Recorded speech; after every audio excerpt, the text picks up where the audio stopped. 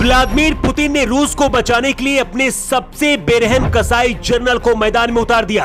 अगले 12 घंटे में क्या पीएम मोदी लेने जा रहे हैं कोई बड़ा फैसला? रूस को जब लग रहा था कि उसने यूक्रेन को जीत लिया, उसी दौरान रूस को क्रीमिया से जोड़ने वाले खर्ज ब्रिज पर यूक्रेन ने धमाका करके उड़ा दिया। रूस के लिए ये पुल लाइफलाइन की तरह था। यही वजह है कि अब व्लादिमीर पुतिन किसी भी हद तक जाने के लिए तैयार है। परमाणु बम तैयार रखने का आदेश दिया है। लगातार यूक्रेन के ऊपर मिसाइलों की बौछार हो रही है। यहाँ तक कि सेना को और मजबूत करने के लिए पुतिन अब जबरन अपने यहाँ नौजवानों को सेना में भर्ती कर रहे हैं। रूस के अंदर ही इसका विरोध भी हो रहा है और डर की वजह से हजारों युवा रूस छोड़कर आसपास के देशों में छुपने के लिए भाग रहे हैं। हालात जब बेकाबू होने लगे हैं तो पुतिन ने अपने सबसे क्रूर कसाई जनरल को मोर्चा संभालने के लिए बुला लिया है।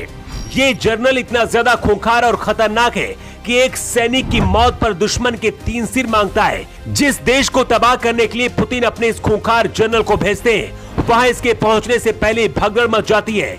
इसका नाम है जनरल सर्गेई सुरोविकिन। कहते चेचन युद्ध के दौरान इस सर्गेई सुरोविकिन ने नारा दिया था कि अगर उनकी कमांड का एक सैनिक मारा जाता है तो दुश्मन के 3 सिर लेकर आने हैं। इसके बाद इस युद्ध में रूस को जीत मिली थी। सर्गेई सुरोविकिन को रूस के सबसे बेरहम जनरल में से एक माना जाता है। कहा जा रहा है कि ताजपोशी के साथ इसने यूक्रेन के साथ जंग का पूरा नक्शा तैयार कर लिया है और कभी भी अपनी रणनीति से तबाही मचा सकता है। रूस ने 24 फरवरी 2022 को यूक्रेन पर हमला करने के बाद यूक्रेन के 4 प्रमुख इलाकों पर कब्जा कर लिया है। ये इलाके डोनेट्स्क, लुहांस्क, खेरसान और जपोरिजिया। इन चारों इलाकों में रूस ने 23 सितंबर से 27 सितंबर के बीच जनमत संग्रह कराया और 1 अक्टूबर को क्रेमलिन में एक खास समारोह में राष्ट्रपति पुतिन ने इन 4 प्रांतों को रूस में शामिल कर लिया था। रूस ने यूक्रेन के 4 इलाकों पर कब्जा तो कर लिया, लेकिन इसका विरोध अमेरिका सहित पश्चिमी देश लगातार कर रहे हैं, जो लगातार यूक्रेन की मदद भी कर रहे हैं। क्योंकि भारत हमेशा रूस के साथ खड़ा रहा है,